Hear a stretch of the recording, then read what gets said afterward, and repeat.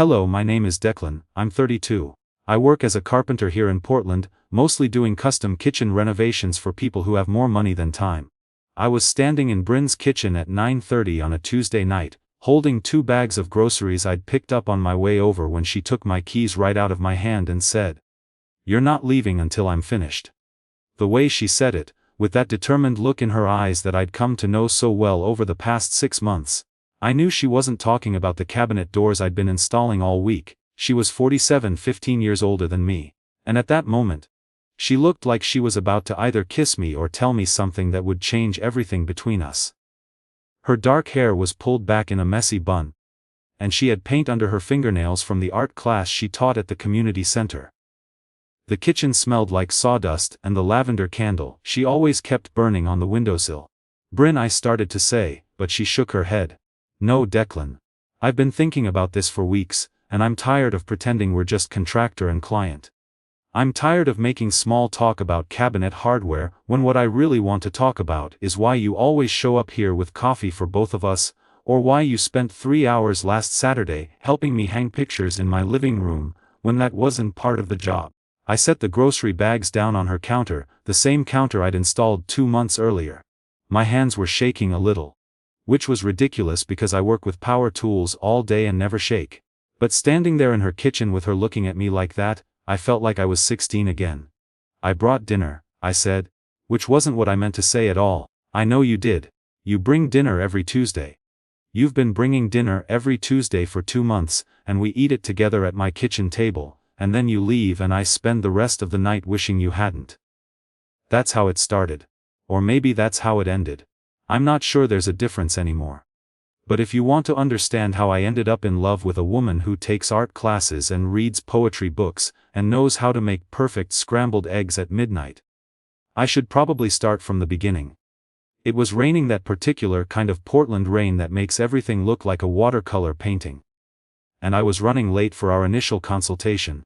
I'd gotten the referral from my buddy Tate, who'd done some work for her neighbor. Nice lady, he'd said, divorced, wants to update her kitchen. Probably has good taste in a decent budget.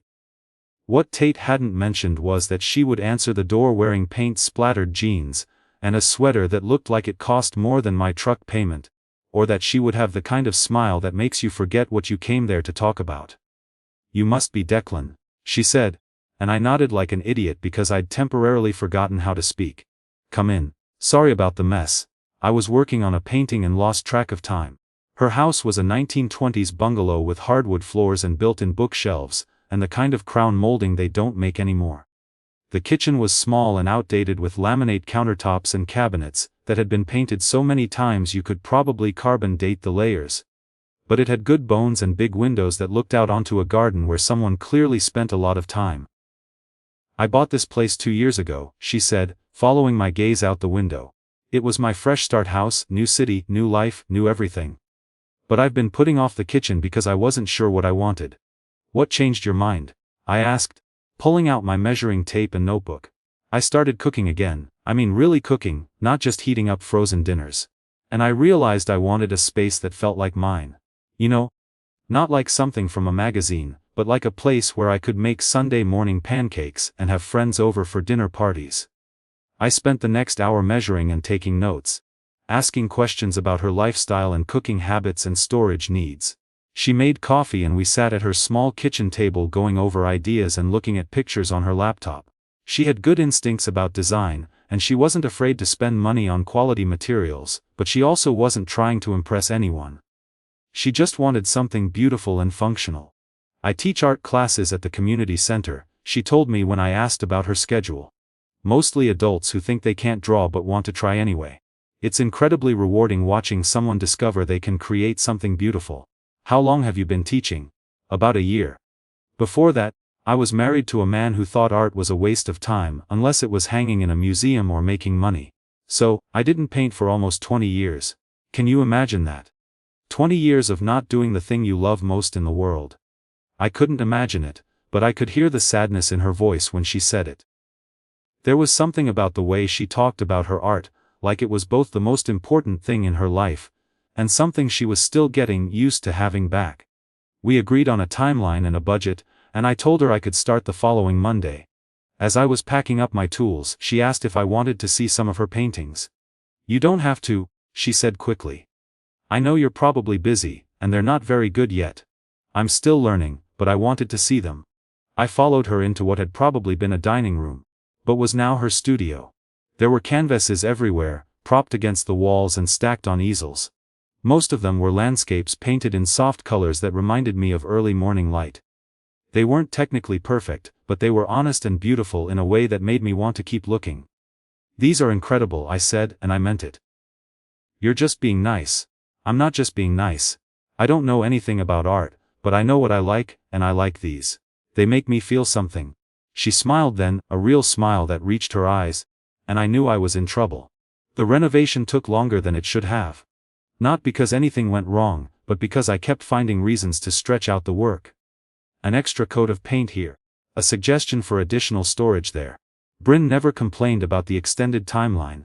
In fact, she seemed to enjoy having me around. She would bring me coffee in the morning.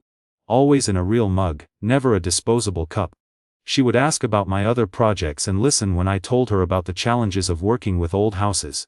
Sometimes she would paint while I worked, setting up her easel in the living room, where she could see into the kitchen. "Don't mind me," she would say. "I like the company. And the light is better in here anyway." I started to look forward to those mornings more than I should have. There was something peaceful about working while she painted. Both of us focused on creating something with our hands. Occasionally, she would ask my opinion about a color or composition. And I would stop what I was doing to really look at what she was working on. "You have a good eye," she told me one day when I suggested she add more blue to a sky she was painting. "Most people just glance at art, but you actually see it." "My mom was an artist," I said without thinking. I hadn't talked about my mom in years. But something about being in Brynn's studio made the words come out naturally. "She died when I was 12, but before that, she was always drawing or painting something. She used to say that art was just another way of paying attention to the world." Brynn stopped painting and looked at me. "I'm sorry about your mom. That must have been incredibly hard." It was. My dad didn't really know what to do with me after that. He's a good man, but he's practical, you know. He couldn't understand why I would rather build something than fix something that was already broken. "Is that why you became a carpenter? To build things?" "Partly. But also because there's something satisfying about taking raw materials and turning them into something useful and beautiful. It's like problem solving with your hands." She nodded like she understood exactly what I meant. "That's how I feel about painting. It's like I'm trying to solve the puzzle of how to capture a feeling or a moment in time." We talked more that day than we had in the previous 3 weeks combined. I learned that she had grown up in a small town in eastern Oregon. That she had always wanted to travel, but had never made it further than Seattle. That she preferred tea to coffee but drank coffee anyway because it reminded her of her grandmother. She learned that I had never been married but had come close once. That I played guitar badly but enthusiastically. That I read more books than most people expected a carpenter to read. "What kind of books?" she asked. "All kinds. Right now I'm reading this collection of short stories by a guy named Raymond Carver. He writes about regular people dealing with regular problems. But he makes it feel important somehow." I love Raymond Carver. "Have you read What We Talk About When We Talk About Love?" That's the one I'm reading now. It's heartbreaking and beautiful. He has this way of showing how complicated love can be. How it's not always the grand romantic gesture, but sometimes just the decision to stay and try to understand each other. I thought about that conversation for days afterward. There was something in the way she talked about love, like it was both precious and fragile, that made me wonder about her marriage and why it had ended. By the end of the month, the kitchen was nearly finished. I had installed custom cabinets made from reclaimed oak, granite countertops that complemented the warm wood tones and a tile backsplash that Brynn had chosen because it reminded her of a cafe in Paris she had seen in a movie. The space was transformed. But more than that, it felt like her. It was elegant but not pretentious, functional but beautiful. "I can't believe it's the same room," she said, running her hand along the smooth countertop. "It's exactly what I imagined, but better." "You picked good materials," I said, "and you knew what you wanted. That makes all the difference." "No, it's more than that. You listened to me. You understood what I was trying to create here." I was packing up my tools, trying to ignore the fact that I would have no reason to come back after tomorrow when I finished the last few details. The thought of not seeing Brynn every day was more depressing than it should have been. Declan, she said, and something in her voice made me look up. Would you like to stay for dinner? I mean, I should probably test out the new kitchen, make sure everything works properly. I should have said no. I should have made some excuse about having other work to finish or plans with friends. Instead, I said yes. She made pasta with a sauce that had been simmering all afternoon. And we ate at her kitchen table with candles and wine and conversation that flowed as easily as if we had been having dinner together for years. She told me about her art classes and the shy accountant who had discovered she could paint flowers, and the retired teacher who was working on a series of portraits of his grandchildren. I told her about my latest project, a bathroom renovation for a couple who couldn't agree on anything except that they hated their current bathroom. Do you ever get tired of it? She asked. Working in other people's houses, dealing with their problems and opinions and budgets sometimes, but I like the variety and I like the problem-solving aspect. Every house is different. Every client has different needs. It keeps things interesting. I think I would find it overwhelming. All those decisions, all that responsibility for someone else's vision. It's not that different from teaching, is it? You're helping people create something, guiding them through the process. She considered this. I suppose you're right. I never thought of it that way. After dinner, she showed me more of her recent work. She had been experimenting with portraits, painting people from her art classes and from old photographs. There was one of an elderly man sitting on a park bench painted in soft grays and blues that was so expressive I could almost hear him thinking. This is my favorite, I said, pointing to a painting of a woman's hands working clay on a pottery wheel. There's something about the way you captured the movement and concentration. That's Margaret from my Thursday class, and she's 78 and just started taking art classes last year. She says she's making up for lost time. Aren't we all? I said without thinking. Brynn looked at me with those dark eyes that seemed to see more than I was comfortable with. What time have you lost, Declan? The question caught me off guard. I thought about all the years I had spent being careful, playing it safe, avoiding risks that might lead to disappointment or heartbreak. I thought about relationships I had let slip away because I was afraid of wanting too much. Jobs I hadn't taken because they seemed too challenging. Conversations I hadn't had because they might lead somewhere complicated. I don't know, I said finally. Maybe I'm still figuring that out. She nodded like she understood. I spent 20 years being someone I thought I was supposed to be instead of someone I actually was. It's terrifying and liberating to start over at 45. Is that what you're doing? Starting over. Every day. Some days are better than others. I left that night feeling like something had shifted between us, but I wasn't sure what or how or whether it was something I should pursue. She was older. More sophisticated, more settled in her life. I was a carpenter who read books and played guitar badly and had never been further from Portland than the Oregon coast. What could I possibly offer someone like her? The next day, I finished the final details on the kitchen. I installed the last cabinet hardware, touched up some paint, and cleaned everything until it sparkled. Brynn was at the community center teaching. So I let myself out and left the keys on the new granite countertop, with a note thanking her for the opportunity to work on such a beautiful project. I didn't hear from her for 3 days. And I told myself that was normal. The job was finished. She was satisfied with the work, and we would both move on with our lives. I tried to focus on my next project. A deck renovation in southeast Portland, but I kept thinking about her kitchen and wondering if she was enjoying cooking in the new space. On Thursday evening she called. Declan, I'm sorry to bother you, but I think there might be a problem with one of the cabinet doors. It's not closing properly, and I didn't want to force it and break something. I knew immediately which door she was talking about. The upper cabinet next to the window had been tricky to hang, because of the way the wall was slightly out of square. I had adjusted it multiple times during installation and it had been working fine when I left. I can come take a look, I said. Would tomorrow morning work? Actually, I was wondering if you could come tonight.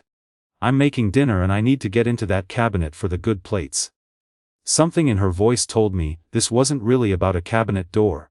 But I said I would be there in 30 minutes. When I arrived, she was wearing a dress I hadn't seen before.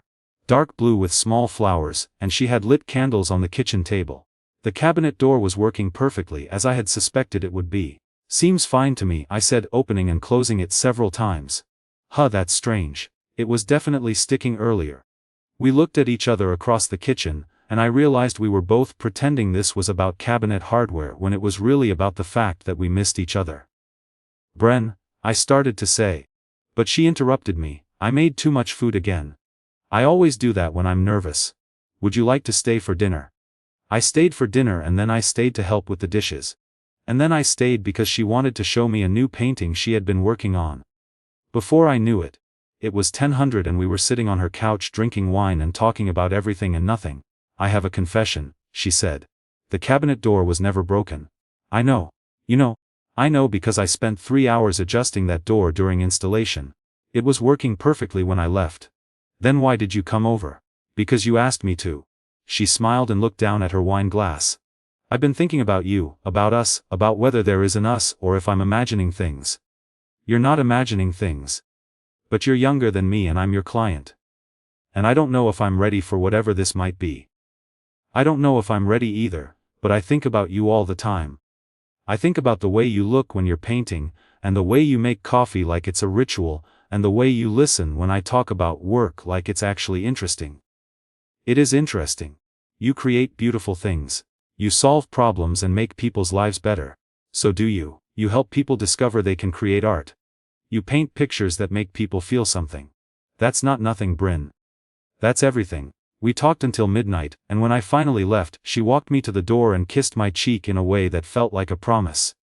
After that night, we fell into a routine without ever discussing it. I would stop by on Tuesday evenings, sometimes with groceries, sometimes with takeout, sometimes with just myself and whatever book I was reading. We would cook together or eat together or just sit in her kitchen talking while she graded art assignments or I sketched ideas for upcoming projects. She started coming to see some of my work sites.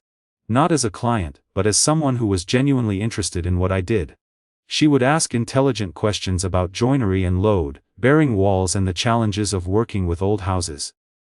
She had an eye for design that complemented my technical skills, and more than once, her suggestions made a project better than it would have been otherwise. You should consider doing some design work, I told her one evening as we looked at photos of a bathroom renovation I had just completed. You have good instincts about space and flow. I don't know anything about construction. You don't need to know about construction to understand how people move through a space, or what makes a room feel comfortable. That's the hard part.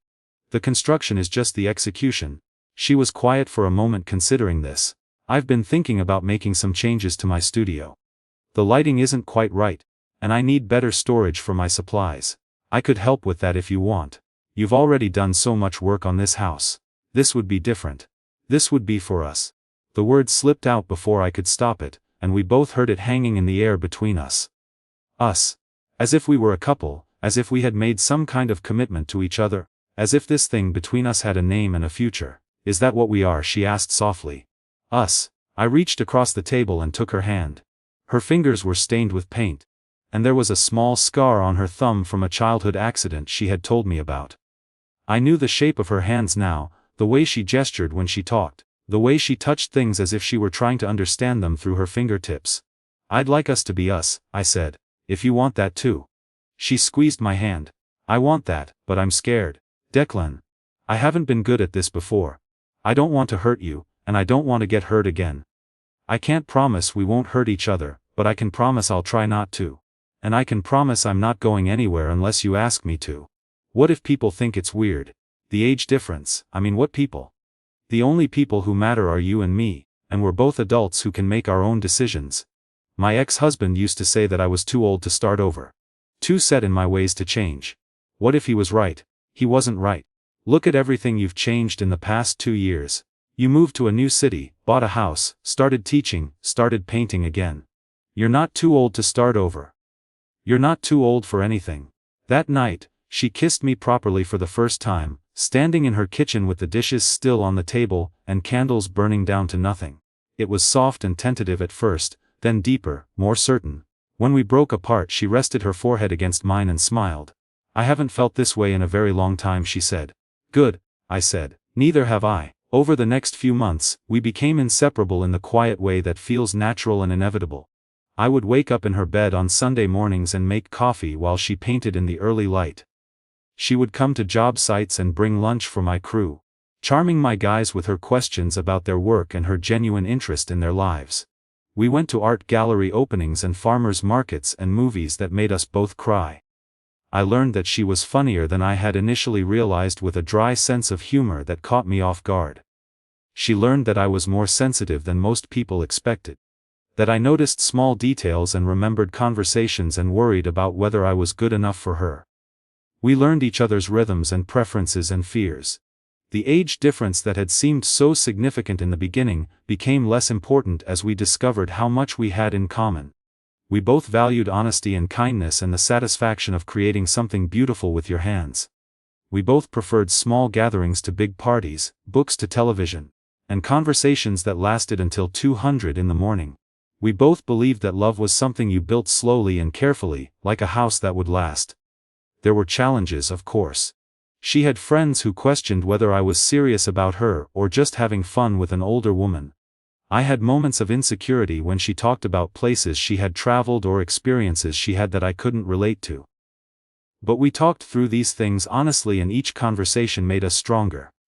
"I don't want you to feel like you have to catch up to my life," she told me one evening as we walked through her neighborhood. "I want us to build a life together that's ours, not mine or yours, but something new. I want that too. But sometimes I worry that I don't have enough to offer you. You've lived more, experienced more. What if you get bored with me? Declan, you make me feel like I'm discovering the world all over again. You notice things I never paid attention to. You ask questions that make me think differently about my own life. How could I ever get bored with that?" By November, I was spending more nights at her house than at my apartment. My clothes migrated to her closet. My books appeared on her shelves, and my coffee mug claimed a permanent spot in her kitchen cabinet. We didn't make a formal decision about living together. It just happened naturally, like everything else between us. One evening in early December, as we were cooking dinner together in the kitchen I had renovated, she stopped stirring the sauce and looked at me with an expression I couldn't read. "What is it?" I asked. "I love you," she said simply. "I know we haven't said it before, but I love you and I wanted you to know." I set down the wooden spoon I had been using to toss the salad and walked over to where she stood by the stove. I cupped her face in my hands and looked into those dark eyes that had captivated me from the first day. "I love you too," I said. "I've loved you for months, but I wasn't sure if it was too soon to say it." "It's not too soon, it's exactly the right time." We held each other in that kitchen, surrounded by the smell of garlic and herbs and the warm light of the pendant lamps I had installed above her island. I thought about how far we had both come. How much we had risked by admitting we cared about each other. How lucky we were to have found this connection that felt both surprising and inevitable. That brings me back to where I started. Standing in Brynn's kitchen on a Tuesday night with grocery bags in my hands and her keys in hers. She had been painting all day, working on a new series about hands. About the way people touch the world and each other. There was paint in her hair and on her sweater, and she looked beautiful and determined and slightly nervous. "You're not leaving until I'm finished," she said. And I knew she wasn't talking about painting or cooking or any of the practical things that filled our days together. "Finished with what?" I asked, though I thought I knew. "Finished telling you that I want this to be permanent. I want you to move in here officially, not just gradually and accidentally. I want us to be a real couple. Not just two people who happen to spend all their time together. I want to introduce you as my boyfriend, not just as Declan the carpenter who's very good at what he does." I set the groceries down and took a step closer to her. "Is that what you want, really?" "Yes, but I need to know that you want it too. Not just because it's comfortable or convenient, but because you can't imagine your life without me in it." "Brynn, I can't imagine my life without me in it. I haven't been able to imagine that since about the second week I knew you. You make everything better. You make me want to be better. Even though I'm older than you, even though I have baggage and trust issues and a tendency to overthink everything. Especially because of those things, they're part of who you are.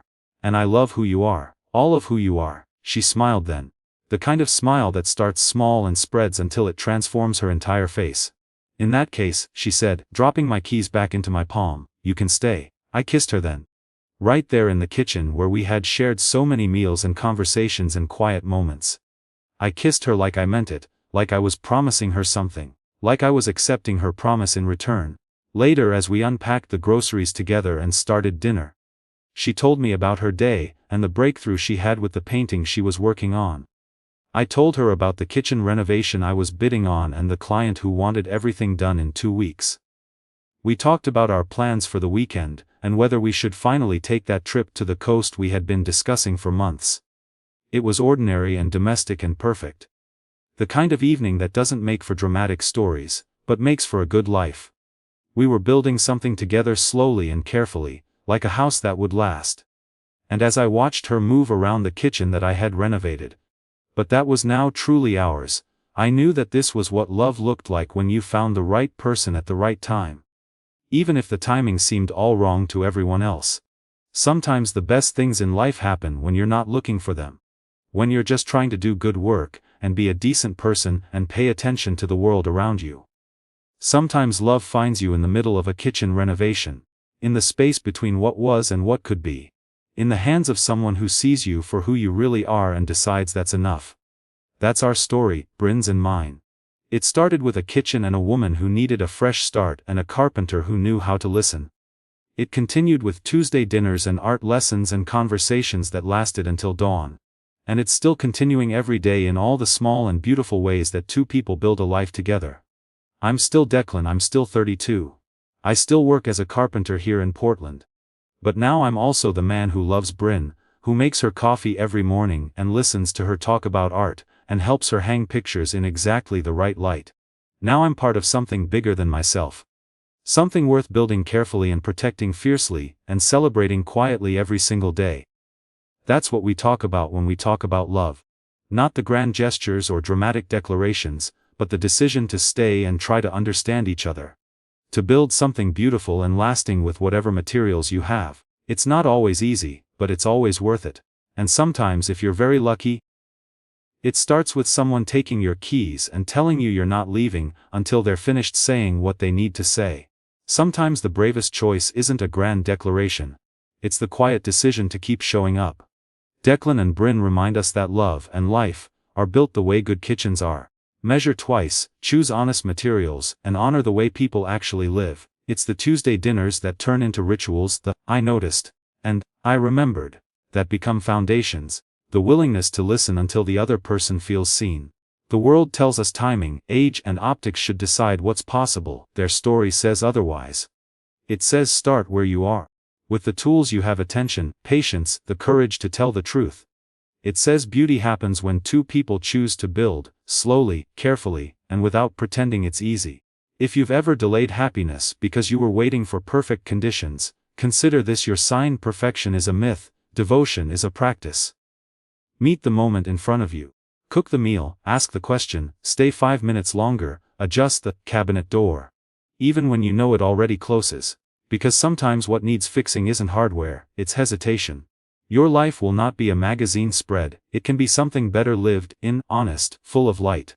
What about you? What small ritual or brave, ordinary choice has changed your path? Share your story in the comments. Your words might be the nudge someone else needs today. And if this spoke to you, subscribe for more true, tender lessons about love, courage, and the art of building a life that lasts.